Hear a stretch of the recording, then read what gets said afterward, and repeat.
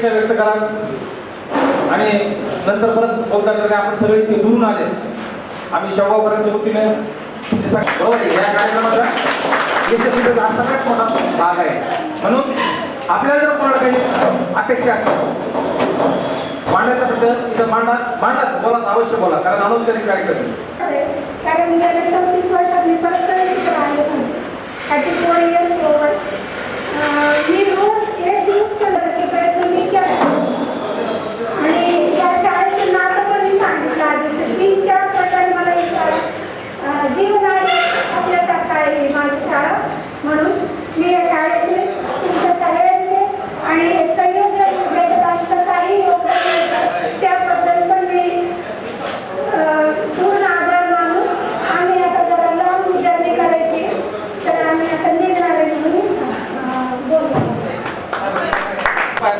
लांब जायचंय जाण्याच्या अगोदर जोशी साहेब त्यांना इथे लांबपर्यंत घेऊन आले मी त्यांना विनंती करतो की त्यांनी या परिवारातर्फे आमचे मित्र दीपक कायद्याचा सत्कार करतील त्यांनी आमच्या या सत्काराचा स्वीकार करावा सर प्लीज आपण काही किंमत त्याची किंमत आपल्याला मोजता येत नाही आपण ती करू शकतो पण प्रेझेन्स आम्हाला एवढा मान दिला बोलायला वेळ दिला त्याबद्दल आभार आहे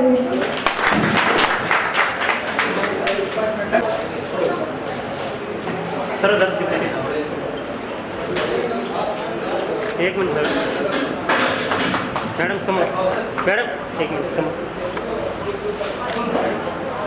ओके डन आपल्या वतीने आपण सत्कार करू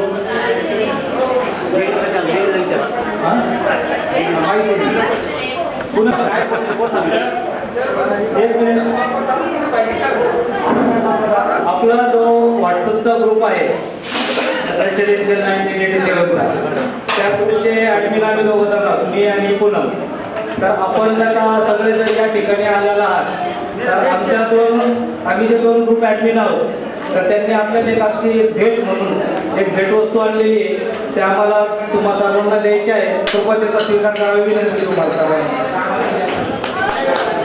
कामाच्या व्यवस्थितीतून वेळ काढून इथं आला ऋण व्यक्त करण्यासाठी ही छोटीशी भेट या दोघांच्या वतीने आपल्याला देण्यात येत आहे कृपया आपण त्याचा स्वीकार करावा आधीच आला तर तरी स्टेजवर आले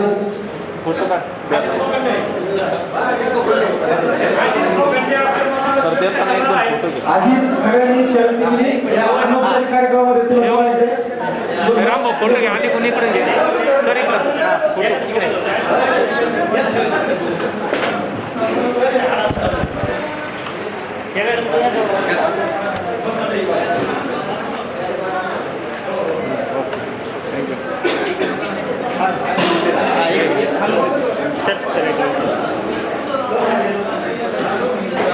मॅडम तिकडे सुरुवात कर बोलायला नंतर एक मिनिट मॅडम एक मिनिट फोटो घेऊ उभा राहा ना एक मिनिट फोटो घे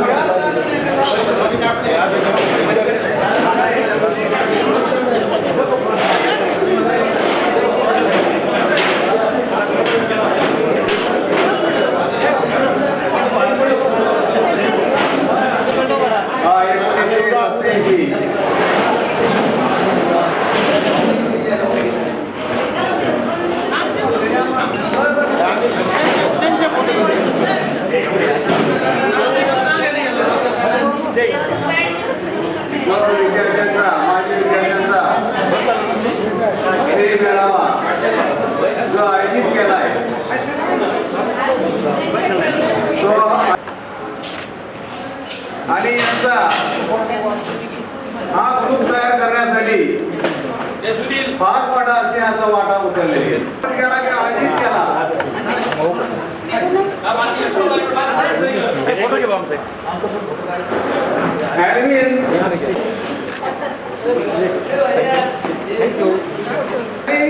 शाहबाजी जे स्थानिक आहे या स्थानिक सदस्यांनी अहोरात्र परिश्रम करत हा माजी विद्यार्थ्यांचा स्नेह मिळावा चांगल्या पद्धतीने राबवण्याचा त्यांनी प्रयत्न केला. तसं पाहिलं ज्या शाळेच्या 4 भिंती मध्ये बदल झाला. काहींना डोक्याला केस होते पाहिजे. राधाकिशन पाठक, अशोक वरकड, मी मागच्या पट्टीतले म्हणजे मागचे न्यायालय बसलेले विद्यार्थी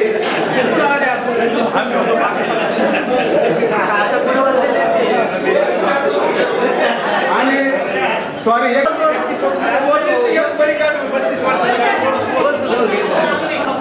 त्या यादीच्या संदर्भात मी थोडंसं बोलण्याचा प्रयत्न करतो.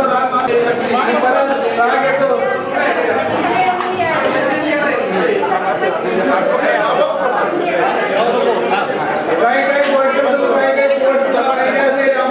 पण जे मनातलं जे खरं असतं ते विचार व्यक्त करायला पाहिजे आपण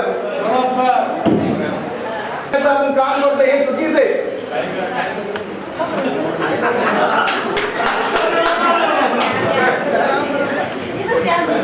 आणि हे चुकीचं असल्यामुळे मला हे समजत नव्हतं म्हणून मी तुम्हाला माहिती असं मी गांधीजीचा फार भक्त आहे.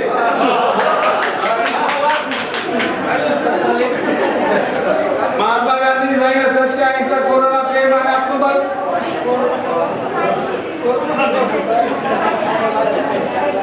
नेहमी सत्य बोलावे खोटं अजिबात बोलू नये असं महात्मा गांधीजी सांगितले. आणि मी सत्य बोलल्यानंतर कटू सत्य बोलल्यानंतर काही काहींना राग येतो.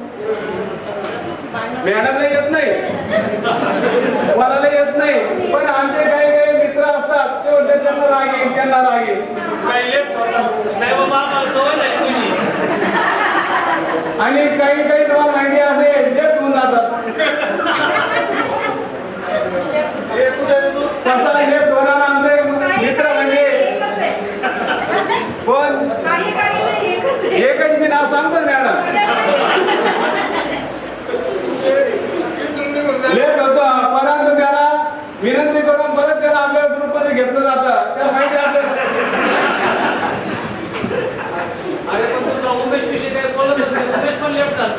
हा उमेश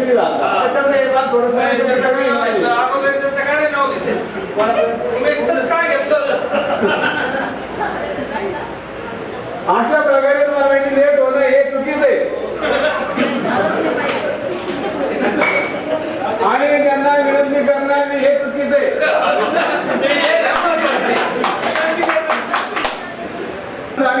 ऍडमिन म्हणून अजिबात विचार व्यक्त करायचे नाही.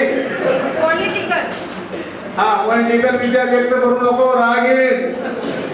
काही बँकेचे मॅनेजर त्यांना राग येईल. असं मला तिने सांगितलं कोणी सांगितलं आपण ढाकीने सांगितलं मी सांगितलं त्यानं गाडी तिकडे पाहून घ्या.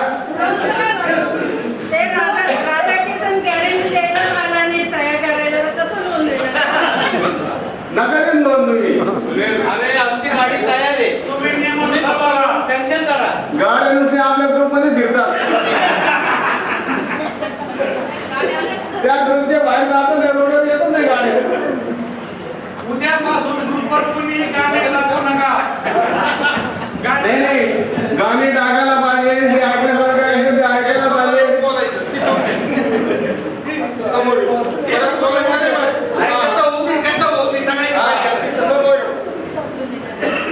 अशा प्रकारे आपल्या ग्रुपमध्ये तुम्हाला माहिती आहे किती झाले किती म्हणाले पण झालं का आपलं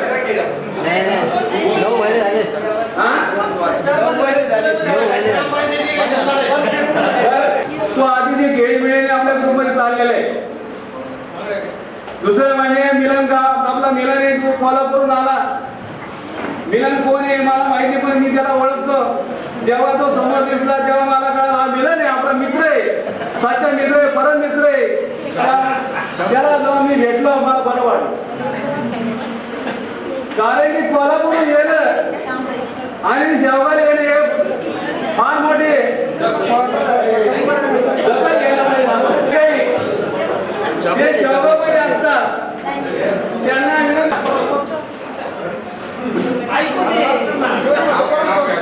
दुसरं म्हणजे आता मी शालेय जीवनाच्या काही आठवणी सांगतो तुम्हाला माझ्याबद्दल. फिजिकल डायरेक्टर होते, त्यांचं नाव मला काही सांगता येतं नाही, बहुतेक असते तर साठे सर होतं. काय होतं? हा साठे सर. मी राधाकिशन पाठक, अशोक मरकड, दीपक काळे आणि अजून 4-5 जण होते, मला काही नाव माहिती द्यायचे. आम्ही पळून जाणार आणि साठे सरला दिसेल असं पळताना, साठे सरला दिसेल अशा पद्धतीने आम्ही त्यांच्यासमोर पळतो. का? कारण की त्यांना आम्हाला पळवायचं असतं. मला दगेसर होते मुख्याध्यापक. उभं केलं, हा पाठक सरचा मुलगा, हा मरकर सरचा मुलगा, हा संपतराव पाटीलचा मुलगा. काय वडील, काय तुम्ही? आणि तेव्हा सत्यवाणी हसली म्हणजे मिळायचं आम्हाला फार लाज वाटली. आम्हाला लाज नव्हती.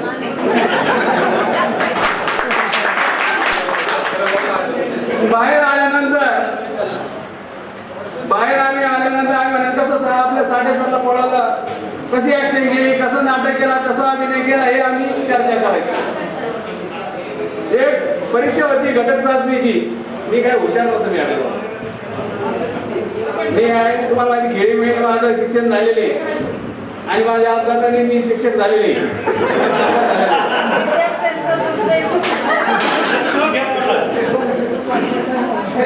घटक चाचणीचा पेपर होता पुंदेसर भुवनला, बरोबर का?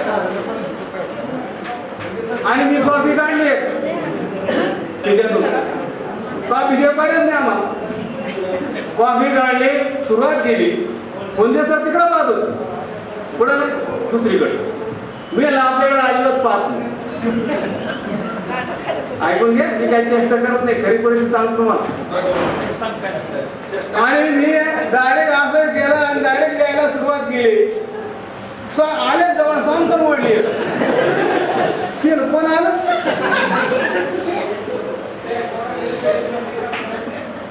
म्हणले सर तिकडं पाहणार, मला पकडलं. कसं का पकडलं मला काय ते कळालं, गणित काय कळालं.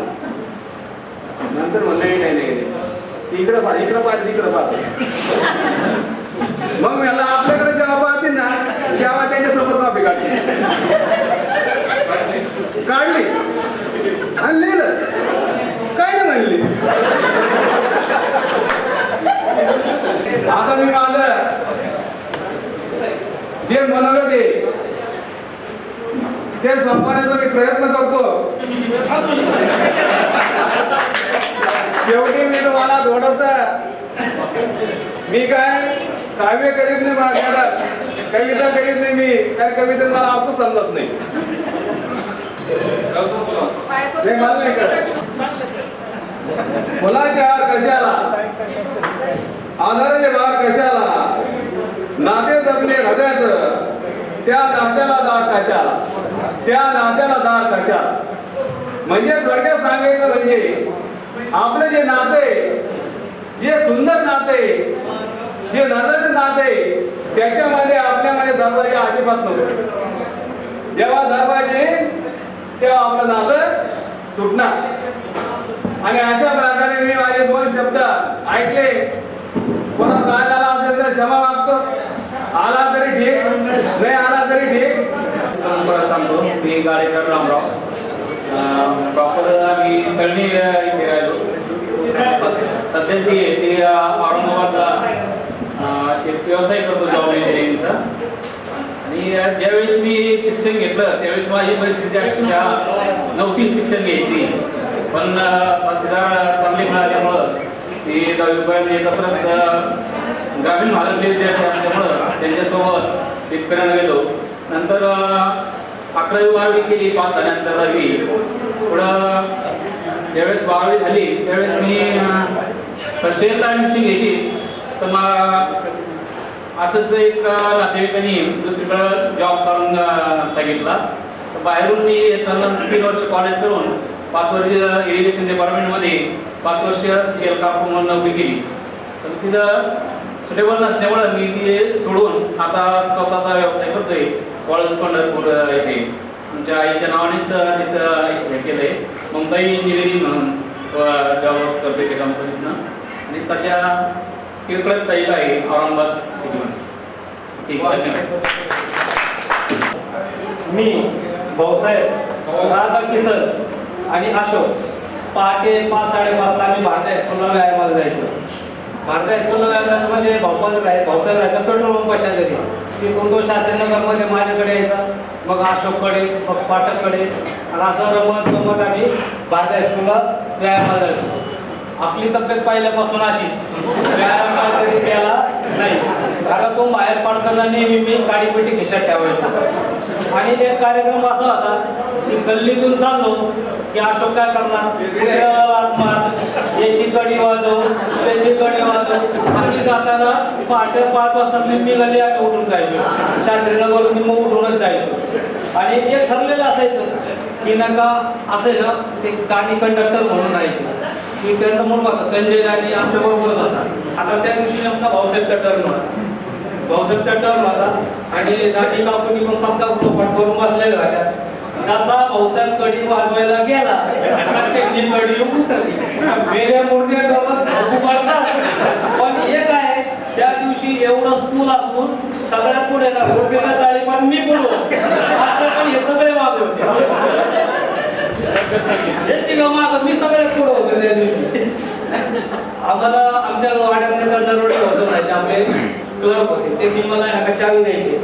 आम्ही रात्रीच्या अभ्यासिकेला जायचो. अभ्यासिकेला म्हणजे आपला 10वी आणि 10वी वर्ग उडून द्यायचे, तिथं अभ्यास करायचो, बाकीचे पण अभ्यास. मग ते अभ्यास खरोखर करतात का नाही बघायला गरजे सर यायचे रात्री अचानक कधी ढगे सर काय. पण ते एकही दिवस असा गेला नाही की आम्ही त्या आडाजवळ आलो. संतोषी माताच्या आडामध्ये एक पडियार पेडावाला होता, त्याचं शेजारीच घर होतं. ते पडियार पेडावाला आलं तर अशोकला असा काय स्फोरण न्यायचं की अशोक नेमकं त्याच्या खिडकीवरच चढून बसायचा. कधी कधी अंडरपॅन्टच बाहेर यायचं.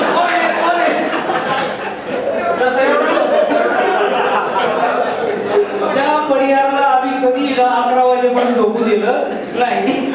तो अक्षरशः शेवटी तर माझ्या मामाचं दुकान होतं कांबळे म्हणून कापड दुकान. त्यांनी त्या कापड दुकानात जाऊन तक्रार केली माझी की तुमचे तर भाचा त्याचे मित्र रात्री कडी वाजवल्यानं खूप त्रास द्यायचा आम्हाला. तिथला एक मोठा पर्यंत आम्हाला पाटण मुलं लेखायची व्हॉलीबॉलची खूप आवड आहे त्या काळामध्ये. आणि साठे सरांनी एक नेट दिलं होतं. नेट आम्ही माझ्या घरी वगैरे असायचं. एक दिवस अचानक काय झालं काय माहिती, काय ठरलं पण आहे ना, त्या आमच्या घराच्या समोर जर कोणी आलं तर नाही का आम्ही ना 2 बाजूनी नेट धरून उभा राहायचो. गल्लीतच नेट धरून राहायचो. आणि अशोकने तिकडून डुकराची पिल्लं हाकलून आणले. आणि जे डुकराचे पिल्लं हाकलून आणले तर त्या व्हॉलीबॉलच्या नेटमध्ये डुकराच्या पिल्लाचे मुंडके अडकले. इतका काय जोरात आवाज झाला की सगळी गल्ली बाहेर आली. डुकराचे पिल्ले पकडले आणि नेमकं ते साठे सर समोरच राहायचे. साठे सरांनी बघितला आपल्या व्हॉलीबॉलच्या नेटचा असा सदुपयोग केलेला आहे. साठे सरांनी तिथंच बदलून काढला प्रत्येकाला.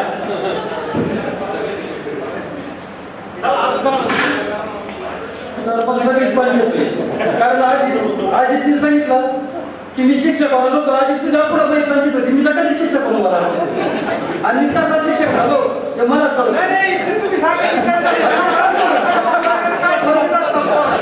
काय शिकवतो काय नाही तो विषय पुढचा. पण शिक्षक कसं झालं ते तुम्हाला आधी सांगतो.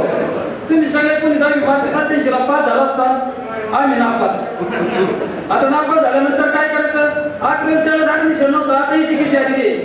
आमच्या गावात गणपती नाटकं व्हायचे आणि मी बाबा नाही नापास गावात फुलबाला गावात नाटक घ्यायचं. सांगतो ना सगळ्या घराकडे सांगतो. पण नाटकात काम करायला भेटल्यामुळं आणि नाटकातली भूमिका यशस्वी झाली आणि तिथून पुढे आयुष्य त्या नाटकाला वळण मिळालं.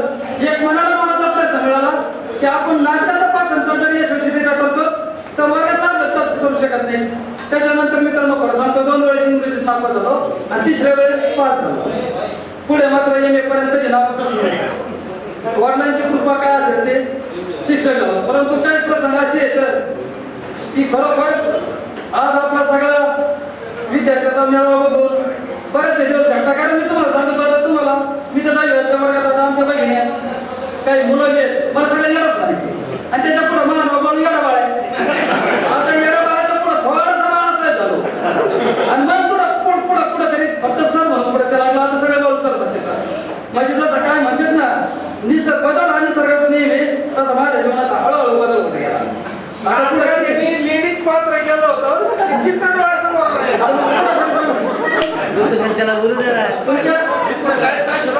आता एक पहिल्यापासून आम्ही याचा पहिल्यापासून सगळे फार 5 वर्षापर्यंत एकाच गावचे आणि त्यामुळे त्यांना माझ्या जीवनाची सगळी हकीकत माहिती आहे. परंतु पावलावर पाऊल ठेवून आई वडिलांच्या आशीर्वादाने कुठेतरी जीवनात यशस्वी होण्याचा मार्ग मिळाला. तुम्ही देखील सर्वजण असं पासून ऐकतोय विविध क्षेत्रात आपल्या भगिनी आपले सगळे विद्यार्थी बंधू कार्य करत असतात. मिळायचं आणि काय जे करायचं ते आता सगळं केलेलं आहे. कोणी भरपूर पैसा मिळवला तुम्हाला सगळ्यात जास्त ज्ञान द्या सध्या आपल्या मित्राच्या प्रकारे नंबर 1 सगळं काय आहे ते भक्त कमवलं सगळे 2 तासात कमवतात. 9 ते 11 दिवसभर झोपा काढा मोकळे काही 8-8 घंटे काम करावं लागतं पण तेवढी मिळत नाही. चला याच्याचा नशिबाचा भाग आहे. आणि आता फक्त त्यांचं वाक्य की मी सगळ्यांना विनंती करून सांगतो काय जे काही नोकूर साहेबचे आता आपण सगळ्यांनी 49 वर्षात पदार्पण केलेलं आहे. आता फक्त काय तो बोलत जीवनाचा आस्वाद घ्यायचा आहे. कोणाचे मुलं शिक्षण घेतात. माझा मुलगा आता पुण्याला ते प्रवासनगर त्याची फाउंडेशन आहे. तो उद्या लागल सर्विसला नाही लागल ते काय होईल तर होईल. फक्त आता येऊन पुढे जे काय जीवन जगायचं ते सगळ्यांनी बोलत जीवन म्हणून जीवनाचा आनंद घ्या. आपल्या सर्वांना घरच्या फॅमिलीला आनंद द्या आणि सर्वांना आपल्या फॅमिली वातावरणाकरता आणि आरोग्याकरता ईश्वरचरणी प्रार्थना करतो. पुढील आयुष्याकरता हार्दिक शुभेच्छा. एकदा एका गल्लीमध्ये मी जात होतो. कोणाच्या तरी घरी जायचं होतं. 5-6 मुलं तिथे खेळत होते आणि मला निश्चित ते घर माहीत नव्हतं. एक साधारणतः एक लहान मुलाला विचारलं अरे त्या काकूबाईचं घर इकडंच आहे का असं एक हात केला आणि असं मार्गदर्शन म्हणजे दिशा दाखवली. तर त्या मुलाने मला एकदम साधं उत्तर दिलं की तुम्ही हात खाली करून गेलात तरी चालेल म्हणे. म्हणजे सांगायचा मुद्दा असा की मुलांचं मन इतकं निरागस असतं. आपण 10वीमध्ये असताना सुद्धा आपली मनं अशीच निरागस होती आणि निरागस मनानेच आपण एकमेकाशी भांडायचो, खेळायचो, दोस्ती करायचो. आताही आपण त्याच भावनेने सर्व यापुढे एकत्रित राहू अशी एक अपेक्षा व्यक्त करतो आणि थांबतो. तो काम करतानाच होते. असो मी संतोष कुमार तिवारी आपला सर्वांचा वर्ग मित्र आणि थोडंसं परवा रात्री ज्याला मला तुमचा अचानक फोन आला मी जरा व्यस्त येत होतो आणि बाबा रे हे थोडंसं नियोजन केलंय त्याच्यामध्ये काहीतरी बदल सुचव. 100% बदल सुचवायला हरकत नव्हती. परंतु माझ्या मित्रांचा म्हणजे माझ्या घरच्यांचा कार्यक्रम मग घरामध्ये प्रत्येक जण व्यवस्थितच काम करतो असं नाही. चुका होणार इकडच्या तिकडं फिरणार. मी आतुलला प्रत्युत्तर दिलं नाही. बघतो म्हटलं सोडून दिलं आणि कार्यक्रम हा घरचा म्हणून पार पडला पाहिजे या अपेक्षेनं तो कार्यक्रम जसा चाललाय तसा चालतो. आता बोलायच्या बाबतीत जर झालं तर संतोष तिवारी तुमच्या पुढे बोलायला लागल्यावर 2 तास पुरणार नाही. अण्णा साहेबाला विचार.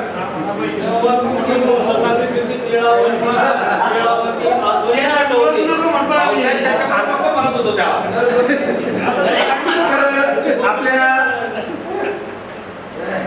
गोळे मॅडमच्या विनंतीवरून थोडस पुढे येऊन बोलावं लागलं. तर मित्रांनो गत आयुष्य या आयुष्यातल्या ज्या काही आठवणी असतात त्या आठवणींना उजाळा द्यायला आपल्या आयुष्याची 50 वर्षे निघून गेली. हो आज मी तिला 50 वर्षे निघून गेली 50व्या वर्षी म्हातारपणाला की इथून पुढच्या 5-10 वर्षात हातात काठी घ्यायच्या वेळेला आठवण आली आपल्याला आपल्या मित्रमैत्रिणींची. इतके वर्ष कुत्र्यासारखं धावतोय पडतोय. मी हरणासारखं म्हणत नाही, नीट लक्षात घ्या. कशाच्या मागे धावतोय? सुखाच्या. होती त्याचा योग जुळून आला यासाठी माझ्या सर्व झटणाऱ्या मित्रमैत्रिणींना, माझ्या बाबतीत मी झटलो नाही इमानदारीनं सांगतो. या कार्यक्रमाच्या आयोजनामध्ये मला वेळ देता आला नाही, मनोमन इच्छा असून देता आला नाही. या सर्व मित्रमैत्रिणींना शुभेच्छा देतो आणि 2 शब्द बोलण्याची संधी संयोजकांनी प्राप्त करून दिली याबद्दल धन्यवाद मानून थांबतो. मोटरसायकलवर इतक्या तुमचा प्रवास करून आपल्या सर्वांच्या प्रेमामध्ये आला, तिरुपती बात करले पाहिजे. आज आपला जो कार्यक्रम आहे स्नेहसंमेलनाचा, येण्याचं कारण फक्त एवढंच होतं की आज 30 वर्षानंतर आपण एकत्र आलो आणि मी शेवगाला 20 वर्षानंतर आलो. आनंद पण तेवढाच होता, कारण 20 वर्षानंतर शेवगाचं एक गौरव लागला शेवगाला. कारण आम्ही आता राहतो कोल्हापूरला, पण त्याच्यामध्ये 30 वर्षानंतर आपले मित्र आहेत तो आनंद खूप वेगळाच होता आणि खरा आनंद होता. ज्यावेळेस आपला ग्रुप तयार झाला, आता मी ग्रुप तयार केला, मला जास्त मोबाईलमध्ये येत नव्हतं, पण ग्रुप तयार झाला. त्या ग्रुपमध्ये ज्यावेळेस पाठक, विशेष करून आजी यांची फटकेबाजी खरोखर आनंदायक दिले होते. आणि 2021ला पूर आला, त्यात माझं पण घर पुरामध्ये गेलं, त्यात मला पण खूप टेन्शन होतं. माझं आपलं नुकसान पण झालं, मानसिक खचकरण झालं. जसं ग्रुप आपला तयार झाला ना, आपले जे मॅसेज येते त्या त्याच्यात आजीची, पाठकची, सुनील बोडके मॅडम यांची जी फटकेबाजी होती त्याच्यामध्ये आज मी खरोखर सांगतो, आज जसे ह्यांची फटकेबाजी होती तसं माझं मानसिक दुःख हे कमी कमी होत गेले. आज तुम्हाला खरं सांगतो, मी फ्री ऑफ टेन्शन जगतोय. आज मी फ्री ऑफ टेन्शन जगतोय. दुसरी गोष्ट, तुम्ही खोटं म्हणा खरं म्हणा काय पण म्हणा, पण जे माझे संस्कार होते मुलांचे सुरुवातीपासूनचे शाळेच्या, आज मला कुठलंही व्यसन नाही. काय व्यसन नाही, फक्त हे माझे मित्र माझ्या डोळ्यासमोर राहते. आज तुम्ही आता घरात माझी बाबा आहे, ती तर खोटं करू शकत नाही, तिला कधी फोन करू शकता. पण आज एवढं मात्र सांगतो, मित्रांची ताकद काय असते ती मी पूर्ण अनुभवले. आज मी कुठल्या व्यसनामध्ये अडकतो नाही. का नाही, फक्त मित्रांचे संस्कार हे मला विचार पुरलेले आहेत आणि मी खूप समाधानी आहे. जसं हा ग्रुप झाला नाही तोपर्यंत मला वाटतं फॅमिली सोडून द्या, आणि आता माझी फॅमिली म्हणजे कुठली नातेवाईक त्याच्या अनुभव प्रयत्न वाईट असतील, पण आज ही जी फॅमिली आहे नाही ती मला सगळ्यापेक्षा खूप श्रेष्ठ आहे. आणि पुढे जीवनासाठी तर मला वाटतं ही मला खूप पुढं, मला बाकीचं काय नसतं ते आहे, त्याला काय म्हणजे खाऊन पण व्यवस्थित आहे, पण आई हा बरोबर कसं ठेवा मित्र आणि मैत्रीण यांच्याबरोबर माणसाचं मन इतकं आलं होतं किंवा माणूस इतकं खराब होतं तिथं कदाचित कशी माणूस बोलू शकत नाही. मिलन आल्याला आमच्या सगळ्यांच्या काळात इतका रडत होता बघा. मी लय खूप वेळ विचार केला वाटतं की तो मला खूप हलकं झालं वाटतं की खूप जीवनात दुःख मला येऊन गेले, मध्ये काही आघात झाले, परंतु आज सगळ्यांची चेहरेपात होण्या तर मी सगळं विसरून गेलो. सुकृष्ट सुधारण्याचं आपण माहिती म्हणजे सच्ची मैत्री असेल, खरी मैत्री असेल, म्हणून मी म्हटलं की ग्रुपमध्ये बाकीच्याही गोष्टी आपण शेअर करू सुख दुःखाच्या, कोणाच्या मुलाचे प्रॉब्लेम असतील, कोणाच्या मुलींचे प्रॉब्लेम असतील, कोणाच्या नोकरीचे प्रॉब्लेम असतील, वेगवेगळ्या ठिकाणी येईल. आपण एवढ्याने मिळून तर सहकार्य केलं, हात लावून तर गोवर्धनसारखा करून विचारतो आपण एखाद्याला हे करू शकतो. त्यामुळे मिलनचं एक अत्यंत उदाहरण आहे. तुम्हाला आला म्हटलं काय नाही, मला फक्त सगळ्यांना पाच, ही खूप मोठी देणगी आहे, ही खूप चांगली गोष्ट आहे. आता अजून तुम्हाला बोलायचं आहे का?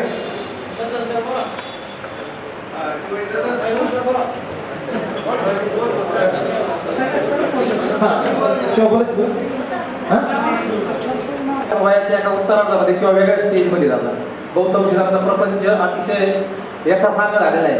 आता आपल्याला हे आपले हा रिक्षा चालवतो, पण तुम्हाला समजा सुरुवातीपासून मला फोटातून प्रपंच चालवतो तो सगळ्याला हजर राहायचा नाही. मला काम सगळं सांग काय काम सगळं सांग, लांबून लावून ओरडलं काय, किती मोठं मन आहे, किती शिकायचं त्याच्यापासून. आणि म्हणून खऱ्या अर्थाने हा कार्यक्रम आज यशस्वी झाला. बरोबर आहे का? कोण किती श्रीमंत आहे, कोण किती गरीब आहे, कोणाकडे किती पैसा आहे, कोणी काय, कोण मोजत नसतं. शेवटपर्यंत टिकणारी गोष्ट म्हणजे हीच आहे. उद्या तुम्ही शहरामध्ये राहणारे लोक आहेत, न जाणे येणे आणि अशीच ओळख अगदी सर्वांची ओळख अशीच राहिली पाहिजे. त्यासाठी मी आणि आपले सर्व सहकारी एकमेकाचे पूर्वीपासून जे संबंध होते मला वाटत नव्हतं असं होईल म्हणून. कारण आपण पुढे जाऊन मागे बघण्याचा जो प्रयत्न केला हा प्रयत्न आपल्या सर्वांसाठी यशस्वी होणार आहे. आणि असं संगोपन ठेवून कोणाच्या त्याच्यात आपण सहभागी व्हावे अशी मी तुम्हाला विनंती करतो. आणि याच्यानंतर ज्यावेळेस मी शाळेत होतो त्यावेळी माझं आवडीचं गाणं राहायचं ते गाणं मी तुम्हाला म्हणून दाखवणार आहे. पंढरातील दारात वाजले, पंढरातील दारात वाजले, मी पाहिलं पण पदरातील पदरातील गेलो होत मी पोरीला पावया, तिने मज पाहून उडविल्या भवया. गेलो होत मी पोरीला पावया, तिने मज पाहून उडविल्या भवया. मामाने माझे लग्न तिच्याशी लावलं, पाहिलं पण पाखरू लाजले, मी पाहिलं पण पाखरू लाजले. घुंगरू बंधनातील दारात वाजले, घुंगरू बंधनातील दारात वाजले, मी पाहिलं पण पाखरू पदरात लाजले. मुलगी होती ती माझ्या सख्या मामाची, मुलगी होती ती माझ्या सख्या मामाची, प्रेमाने साथी झाली हो आमच्या दोघांची, प्रेमाने साथी झाली हो आमच्या दोघांची. मामाने माझे लग्न प्रेमात लावलं, मामाने माझे लग्न प्रेमात लावलं, मी पाहिलं पण पाखरू पदरात लाजले, मी पाहिलं पण पाखरू पदरात लाजले. धन्यवाद.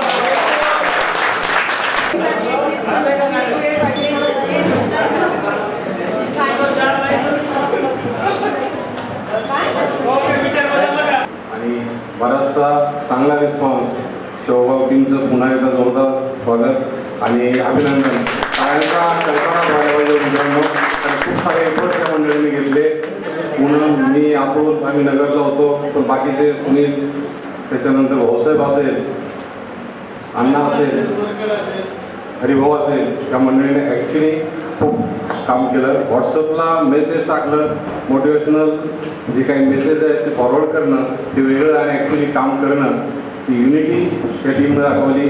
1-2 नाही तर तब्बल 3 मिटिंग घेतल्या गेल्या आणि प्रत्येक वेळेस 10 ते 11 लोक ते मिटिंगला होते.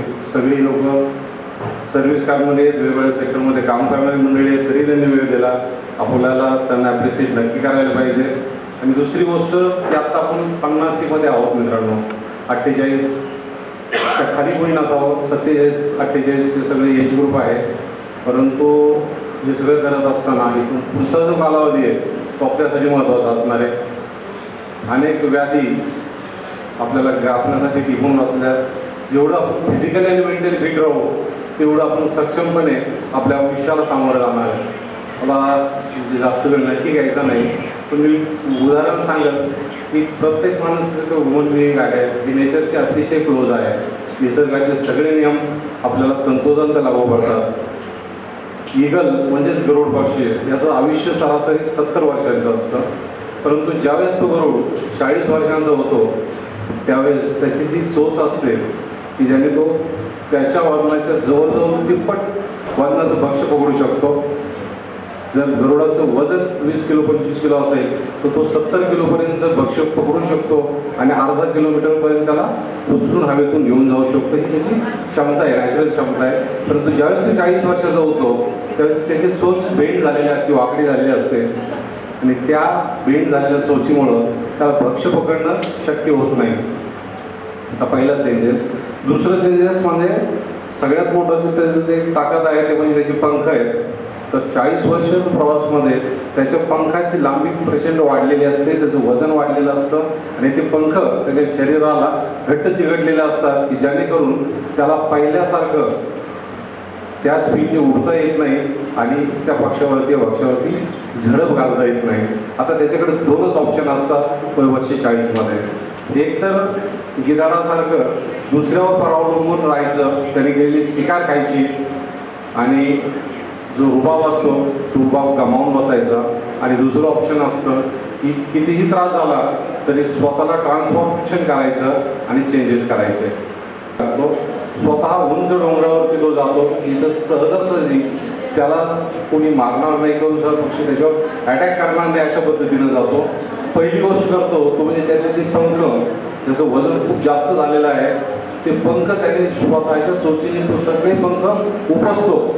लिटरली तो पूर्ण रक्त मांबाळ होतो आणि सगळे पंख उपसून बाहेर टाकून देतो. त्यानंतर तो स्वतःची चोच त्या मोठ्या खडकावर आपटतो, तिथपर्यंत आपटतो की जिथपर्यंत ती चोच पूर्ण फुटली जात नाही, रक्त मांबाळ होतो आणि पुन्हा नवीन पंख आणि नवीन चोच येण्याची वाट पाहतो. सर्वसाधारणतः ही ड्युरेशन, हा कालावधी हा 150 दिवसांचा असतो. त्यावेळेस प्रचंड त्रास होतो, म्हणून ज्यावेळेस 150 दिवस पूर्ण झालेले असतात त्यावेळेस त्याला नवीन पंख आलेले असतात, त्याची चोच पुन्हा नव्याने होते आणि पुन्हा 30 गरुडचे तो पुढचे 30 वर्ष कॅरी करतो. मला असं वाटतं की आज या 50शीत आल्यानंतर इथून पुढचं आयुष्य जर सरासरी 70 पकडलं तर ही 20 वर्ष आपण त्या गरुडासारखं ट्रान्सपोर्टेशनमध्ये जाऊयात. भरपूर ताणतणाव, अनेक चढउतार आपण पाहिलेत. आता मग अशी काही लोकांनी शेअरिंग केलं, युसुफनी पण शेअरिंग केलं की पैसा हा विशेष नव्हता. मला खूप वेळेस आठवतं की भारत टॉकीजला त्यावेळेस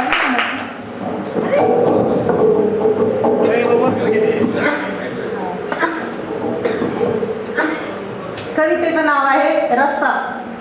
सगळ्यांनी त्या रस्ता म्हणजे स्वतः असं अजून करायचंय. दुनियेसाठी गजबजलेले रस्ते आपण, दुनियेसाठी गजबजलेले रस्ते आपण, तरी मनातून हिरमुसलेले रस्ते आपण. एक एक शेर आहे, प्रत्येक शेर आवडला तर दाद द्या बरं का. नेक्स्ट. मधाळ डोळे तिचे जराशी बोलत असतात, मधाळ डोळे तिचे जराशी बोलत असतात, साखरेत त्या विरघळलेले रस्ते आपण, साखरेत त्या विरघळलेले रस्ते आपण. तिसरा शेर सुनील सर ऐका. ओरडते ती मुलास जेव्हा हळूच हसतो, ओरडते ती मुलास जेव्हा हळूच हसतो, तसेच होतो उन्हाळलेले रस्ते आपण. जत्रेमध्ये आवडलेली एक बाहुली, पाठक सर. जत्रेमध्ये आवडलेली एक बाहुली, तिलाच शोधत भिरभिरलेले रस्ते आपण. आतून कुठे? एक आठवण कातर वेळी हटकून येते, एक आठवण कातर वेळी हटकून येते, अन सांजेला डबडबलेले रस्ते आपण, अन सांजेला डबडबलेले रस्ते आपण. नेक्स्ट.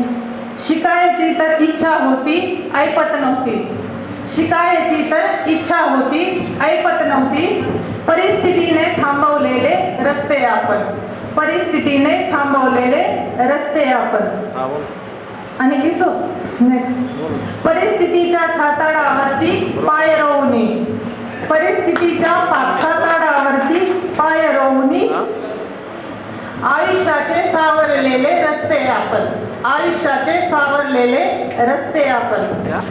आणि शेवटचे आय थिंक या अशोकला आवडलेला लास्ट शेर. मनातली सरसरणावरती बोलून गेली, मनातली सरसरणावरती बोलून गेली, स्वतःही ना सापडलेले रस्ते आपण, स्वतःही ना सापडलेले रस्ते आपण.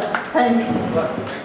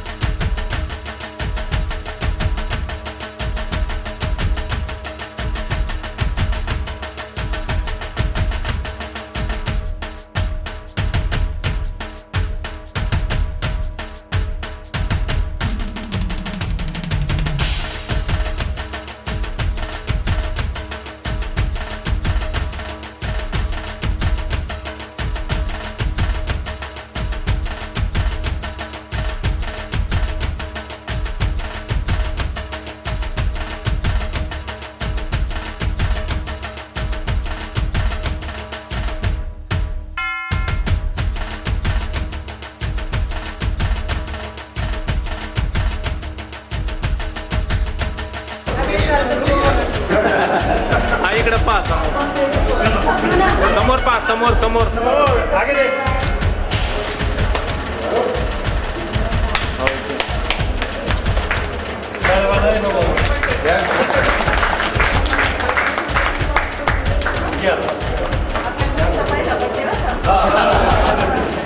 जन्मता आज बर्थडे का